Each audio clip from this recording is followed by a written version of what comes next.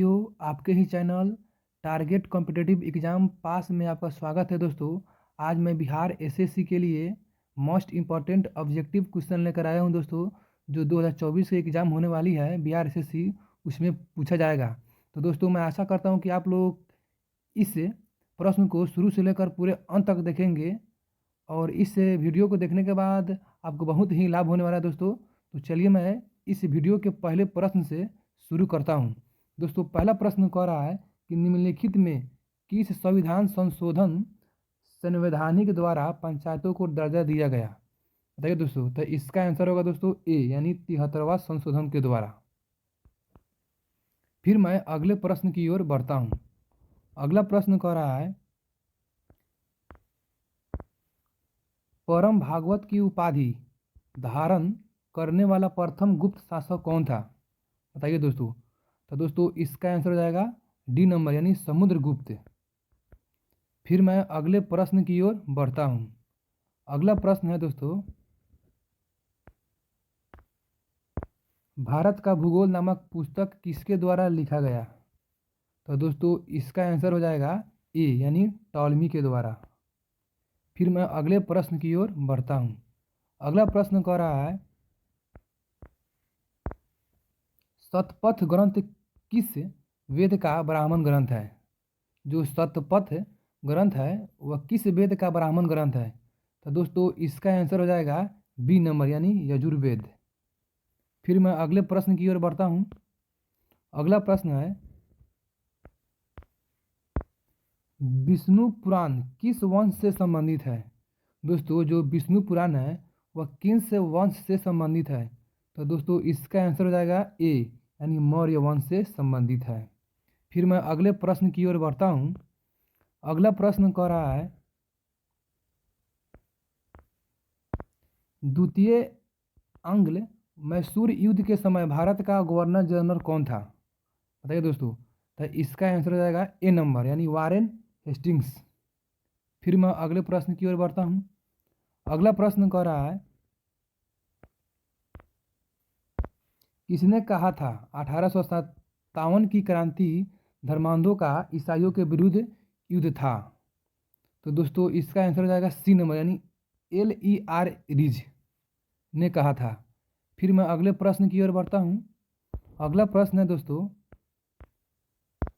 बाल दिवस कब मनाया जाता है? दोस्तों, यह प्रश्न सभी को पता होना चाहिए दोस्तों। तो 14 नवंबर के बाल दिवस मनाया जाता है दोस्तों। फिर मैं अगले प्रश्न की ओर बढ़ता हूं। अगला प्रश्न कह रहा है, निम्नलिखित में कौन सुमेलित नहीं है? बताइए दोस्तों, निम्नलिखित में कौन सुमेलित नहीं है? तो दोस्तों, इसका आंसर हो जाएगा डी नंबर, यानी पूना पैक्ट, यह सुमेलित नहीं है। फिर मैं अगले प्रश्न की ओर बढ़ता हूं। अगला प्रश्न कह रहा है, कांग्रेस के किस अधिवेशन में पहली बार वंदे मातरम गाया गया? बताइए दोस्तों। यह क्वेश्चन बहुत ही इंपॉर्टेंट है। कांग्रेस के किस अधिवेशन में पहली बार वंदे मातरम गाया गया? तो दोस्तों, इसका आंसर हो जाएगा ए नंबर, यानी 12वां अधिवेशन में। फिर मैं अगले प्रश्न की ओर बढ़ता हूँ। अगला प्रश्न कह रहा है, समाचार दर्पण समाचार पत्रिका के संस्थापक कौन थे? बताइए दोस्तों। तो दोस्तों, इसका आंसर हो जाएगा डी नंबर, यानी विलियम कैरी। फिर मैं अगले प्रश्न की ओर बढ़ता हूँ। अगला प्रश्न कह रहा है, पर्वतों पर आच्छादित हिम सूर्य की गर्मी द्वारा एक साथ ना पिघलने का कारण क्या है? बताइए दोस्तों। तो दोस्तों, इसका आंसर हो जाएगा डी नंबर, यानी इसमें संलग्न की गुप्त उष्मा उचित यानी उच्च होती है, यानी डी नंबर इसका आंसर है दोस्तों। फिर मैं अगले प्रश्न की ओर बढ़ता हूँ। अगला प्रश्न कह रहा है, रेफ्रिजरेटर खाद्य पदार्थों को खराब होने से बचाते हैं क्योंकि? बताइए दोस्तों। जो होता है रेफ्रिजरेटर, जिसे हम लोग फ्रिज कहते हैं, वह खाद्य पदार्थों को खराब होने से कैसे बचाते हैं? तो दोस्तों, इसका आंसर हो जाएगा डी नंबर, यानी इसके न्यून तापमान पर जीवाणु और फफूंदी निष्क्रिय होते हैं। फिर मैं अगले प्रश्न की ओर बढ़ता हूँ।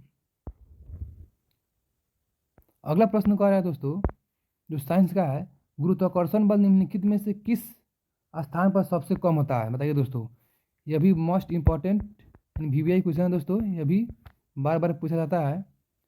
तो दोस्तों बताइए, गुरुत्वाकर्षण बल निम्नलिखित में किस स्थान पर सबसे कम होता है? तो दोस्तों इसका आंसर हो जाएगा ए नंबर, यानी विषुवत रेखा पर गुरुत्वाकर्षण बल क्या होता है दोस्तों? सबसे कम होता है।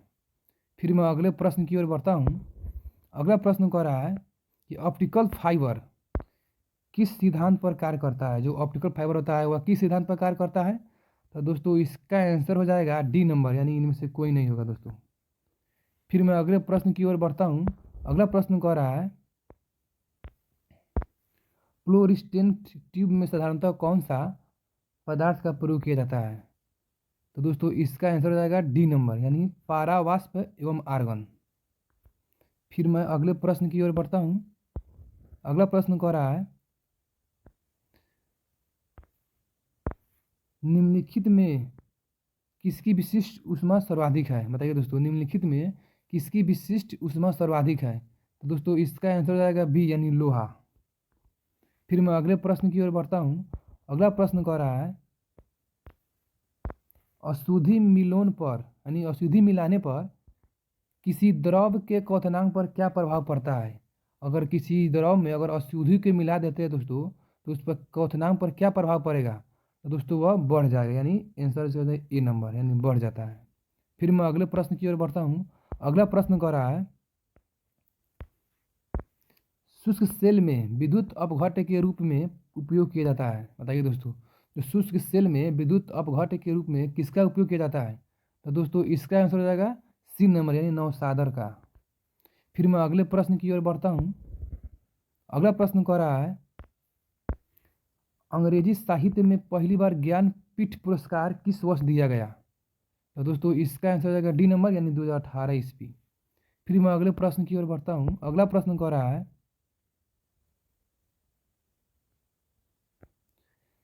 किसान दिवस किस किसान दिवस किस तिथि को मनाया जाता है? बताइए दोस्तों, किसान दिवस किस तिथि को मनाया जाता है? तो दोस्तों इसका आंसर होगा ए नंबर, यानी 23 दिसंबर को किसान दिवस मनाया जाता है। फिर मैं अगले प्रश्न की ओर बढ़ता हूँ। अगला प्रश्न कह रहा है थल सेना के मध्य कमांडो का मुख्यालय कहाँ है? बताइए दोस्तों। तो दोस्तों इसका आंसर होगा सी, यानी लखनऊ में है, यानी लखनऊ। फिर मैं अगले प्रश्न की ओर बढ़ता हूँ। अगला प्रश्न कह रहा है अहपन निम्न में से किस राज्य की प्रमुख लोक कला है? बताइए दोस्तों। तो दोस्तों इसका आंसर होगा बिहार। क्या होगा दोस्तों? बिहार, यानी ए नंबर। फिर मैं अगले प्रश्न की ओर बढ़ता हूँ। अगला प्रश्न कह रहा है निम्नलिखित में से कौन सुमेलित नहीं है? बताइए दोस्तों, निम्नलिखित में से कौन सुमेलित नहीं है? तो दोस्तों इसका आंसर हो जाएगा डी नंबर, यानी राजा जी सर्वपल्ली राधाकृष्ण। यह सही नहीं, यानी सुमेलित नहीं है। फिर मैं अगले प्रश्न की ओर बढ़ता हूँ। अगला प्रश्न कह रहा है निम्नलिखित में से कौन टिंडल प्रभाव को प्रदर्शित करता है? बताइए दोस्तों। तो दोस्तों इसका आंसर हो जाएगा ए नंबर, यानी दूध और पानी का मिश्रण टिंडल प्रभाव को प्रदर्शित करता है, यानी दर्शाता है। फिर मैं अगले प्रश्न की ओर बढ़ता हूँ। अगला प्रश्न कह रहा है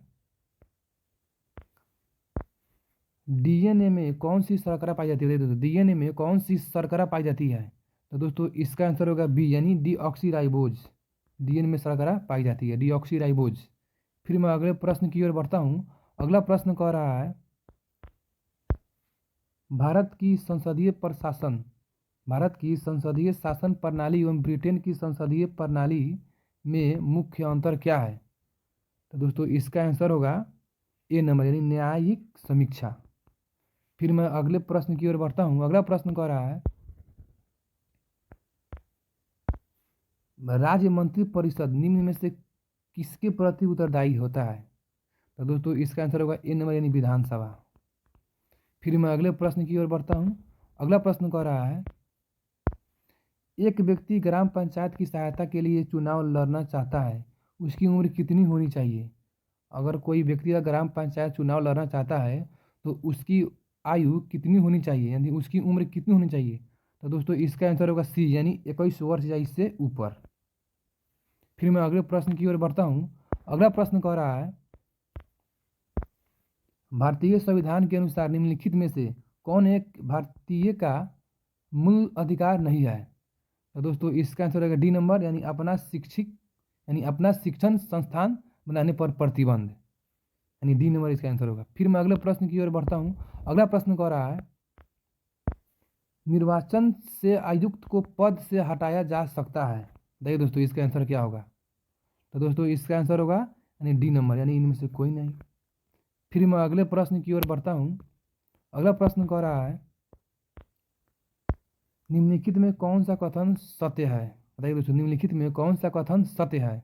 तो दोस्तों ए नंबर कथन क्या है, सत्य है, यानी वित्त आयोग संवैधानिक निकाय है। फिर मैं अगले प्रश्न की ओर बढ़ता हूँ। अगला प्रश्न कह रहा है, पंचायती राज का सबसे मुख्य भाग क्या है। पंचायती राज का सबसे मुख्य भाग क्या है, तो ग्राम सभा, यानी ए नंबर इसका आंसर होगा। फिर मैं अगले प्रश्न की ओर बढ़ता हूँ। अगला प्रश्न कह रहा है, निम्नलिखित में कौन सी समिति CAG के ऑडिट रिपोर्ट की जांच करती है। तो दोस्तों इसका आंसर होगा बी नंबर, यानी लोक लेखा समिति। फिर मैं अगले प्रश्न की ओर बढ़ता हूँ। अगला प्रश्न कह रहा है दोस्तों, किलोखरी को अपनी राजधानी किस शासक ने बनाया। तो दोस्तों इसका आंसर होगा ए नंबर, यानी जलालुद्दीन फिरोज खिलजी ने। फिर मैं अगले प्रश्न की ओर बढ़ता हूँ। अगला प्रश्न कह रहा है, सैयद वंश की संस्थापक कौन था। सैयद वंश का संस्थापक कौन था। तो दोस्तों इसका आंसर होगा ए नंबर, यानी खिज्र खान। फिर मैं अगले प्रश्न की ओर बढ़ता हूँ। अगला प्रश्न कह रहा है, अकबर ने बिहार को कब जीता। अकबर ने बिहार को कब जीता, तब 1574 ईस्वी में। फिर मैं अगले प्रश्न की ओर बढ़ता हूँ। अगला प्रश्न है दोस्तों, किस मुगल शासक ने शासनकाल को सत्यकला का स्वर्ण युग कहा जाता है। तो दोस्तों इसका आंसर हो जाएगा बी नंबर, यानी शाहजहां को। फिर मैं अगले प्रश्न की ओर बढ़ता हूँ। अगला प्रश्न कह रहा है, निम्नलिखित में से कह रहा है कि निम्नलिखित में से किस प्राणियों में त्रिकोष्ठीय हृदय पाई जाती है। बताइए दोस्तों निम्नलिखित में से किस प्राणियों में त्रिकोष्ठीय हृदय पाई जाती है। तो दोस्तों इसका आंसर होगा डी नंबर, यानी ए और बी, यानी उभयचर में और सरीसृप में त्रिकोष्ठीय हृदय पाई जाती है, यानी 3 कोष्ठीय हृदय पाई जाती है। फिर मैं अगले प्रश्न की ओर बढ़ता हूँ। अगला प्रश्न कह रहा है, केवल पादप कोशिकाओं में पाए जाने वाले कोशिकांग निम्न में से कौन है। बताइए दोस्तों। तो दोस्तों इसका आंसर ए होगा, यानी प्लास्टिड। फिर मैं अगले प्रश्न की ओर बढ़ता हूँ। अगला प्रश्न कह रहा है, जीवाणुओं की कोशिका भी निम्नलिखित में से किसकी बनी होती है। तो दोस्तों इसका आंसर हो जाएगा ए, सॉरी दोस्तों इसका आंसर होगा डी, यानी पेप्टिगोग्लाइकैन। दोस्तों इसका आंसर होगा पेप्टिगोग्लाइकेन्स के द्वारा बनी होती है। फिर मैं अगले प्रश्न की ओर बढ़ता हूँ। अगला प्रश्न कह रहा है, कार्बोहाइड्रेट उपापचयन को निम्नलिखित में से किसके द्वारा नियंत्रित किया जाता है। तो दोस्तों इसका आंसर हो जाएगा ए नंबर, यानी इंसुलिन के द्वारा। फिर मैं अगले प्रश्न की ओर बढ़ता हूँ। अगला प्रश्न कह रहा है, निम्नलिखित में से सबसे अधिक जंतु किस संघ में पाया जाता है। तो दोस्तों इसका आंसर होगा ए, यानी आर्थ्रोपोडा में पाया जाता है सबसे अधिक जंतु। फिर मैं अगले प्रश्न की ओर बढ़ता हूँ। अगला प्रश्न कह रहा है, शराब का पीएच मान कितना होता है। तो शराब का पीएच मान 2.8 होता है दोस्तों। फिर मैं अगले प्रश्न की ओर बढ़ता हूँ। अगला प्रश्न कह रहा है, अशोक के शिलालेखों को पढ़ने वाला प्रथम अंग्रेज कौन था। तो दोस्तों सी, यानी जेम्स प्रिंसेस। जो जेम्स प्रिंसेस था वह अशोक के शिलालेखों को पढ़ने वाला प्रथम अंग्रेज था। फिर मैं अगले प्रश्न की ओर बढ़ता हूँ। अगला प्रश्न कह रहा है, साबुन ग्रीज को किस विधि द्वारा अलग किया जाता है। तो दोस्तों इसका आंसर होगा ए नंबर, यानी पाइसीकरण के द्वारा है। फिर मैं अगले प्रश्न की ओर बढ़ता हूँ। अगला प्रश्न कह रहा है, अंतर्राष्ट्रीय सामुदायिक व्यापार संगठन यानी IMO का मुख्यालय कहाँ है। तो दोस्तों इसका आंसर होगा सी, यानी लंदन में है। फिर मैं अगले प्रश्न की ओर बढ़ता हूँ। अगला प्रश्न कह रहा है, भारत का राष्ट्रीय पशु निम्न में से कौन है। तो दोस्तों इसका आंसर होगा ए, यानी बाघ को भारत का राष्ट्रीय कहा जाता है। फिर मैं अगले प्रश्न की ओर बढ़ता हूँ। अगला प्रश्न कह रहा है कि निम्नलिखित में कौन सुमेलित नहीं है। तो दोस्तों इसका आंसर होगा ए नंबर, यानी ओलिव की शाखा संस्कृति एवं सभ्यता का प्रतीक क्या नहीं है दोस्तों, सुमिलित नहीं है। फिर मैं अगले प्रश्न की ओर बढ़ता हूँ। अगला प्रश्न कह रहा है दिल्ली की मोती यानी दिल्ली का मोती मस्जिद किस मुगल शासक के द्वारा बनाया गया। तो दोस्तों इसका आंसर होगा सी यानी औरंगजेब के द्वारा बनाया गया था। फिर मैं अगले प्रश्न की ओर बढ़ता हूँ। अगला प्रश्न कह रहा है इंडियन वार ऑफ इंडिपेंडेंस 1857 के लेखक कौन है। तो दोस्तों इसका आंसर हो जाएगा सी नंबर यानी बी.डी. सावरकर। फिर मैं अगले प्रश्न की ओर बढ़ता हूँ। अगला प्रश्न कह रहा है सिंधु सभ्यता के प्रमुख स्थल बनावली किस राज्य में स्थित है। तो दोस्तों इसका आंसर होगा बी यानी हरियाणा में स्थित है। फिर मैं अगले प्रश्न की ओर बढ़ता हूँ। अगला प्रश्न कह रहा है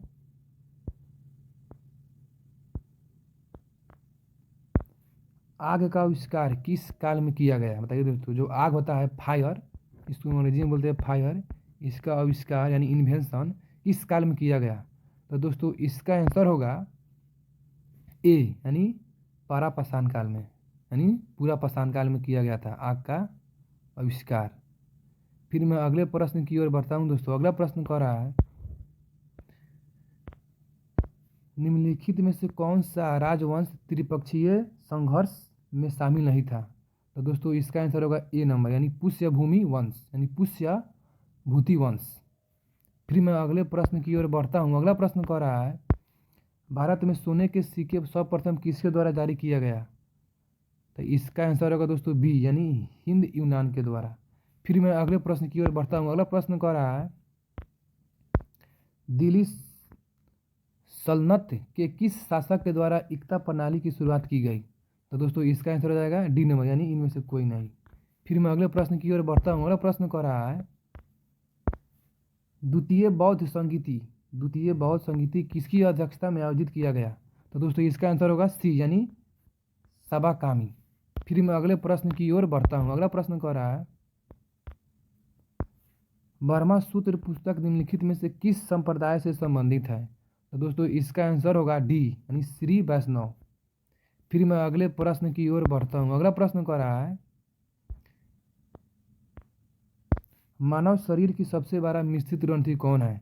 तो दोस्तों इसका आंसर होगा सी यानी अग्नाशय को कहा जाता है। फिर मैं अगले प्रश्न की ओर बढ़ता हूँ। अगला प्रश्न कह रहा है सोडा वाटर किस प्रकार का मिश्रण है। तो दोस्तों इसका आंसर होगा ए यानी फोम। फिर मैं अगले प्रश्न की ओर बढ़ता हूँ। अगला प्रश्न कह रहा है आवर्त सारणी में किस ब्लॉक के अंतर्गत धातु, अधातु, उपधातु सभी प्रकार के तत्व शामिल होते हैं।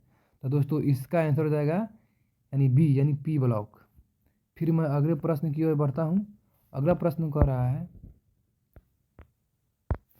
सर्वाधिक आयनन विभव वाला तत्व है कौन। दोस्तों इसका आंसर होगा ए नंबर यानी हीलियम। फिर मैं अगले प्रश्न की ओर बढ़ता हूँ। अगला प्रश्न कह रहा है रदरफोर्ड के परमाणु मॉडल की त्रुटियों को दूर किसने किया।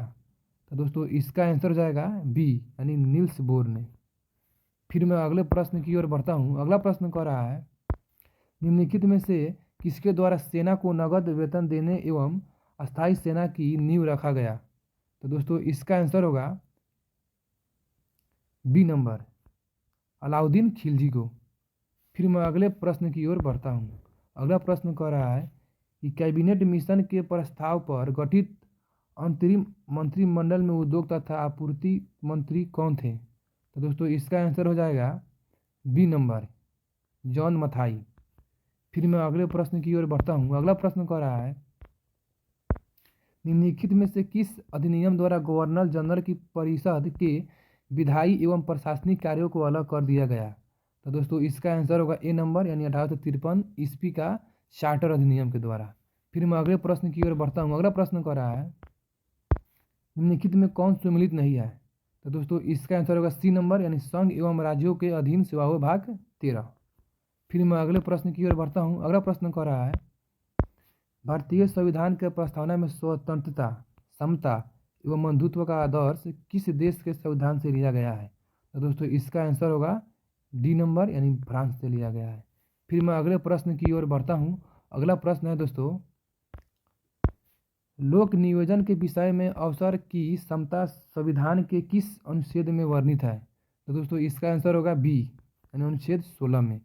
फिर मैं अगले प्रश्न की ओर बढ़ता हूँ। अगला प्रश्न कह रहा है, पंचायती राज व्यवस्था में सुधार हेतु गठित समितियों से संबंधित 64वां यानी 64वां संविधान संशोधन किस वर्ष हुआ? तो दोस्तों इसका आंसर होगा सी नंबर, यानी 1989 ईस्वी में हुआ।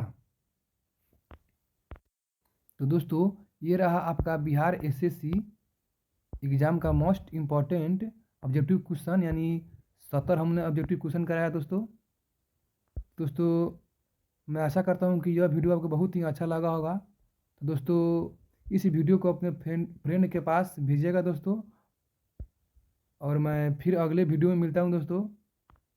जय हिंद, जय भारत।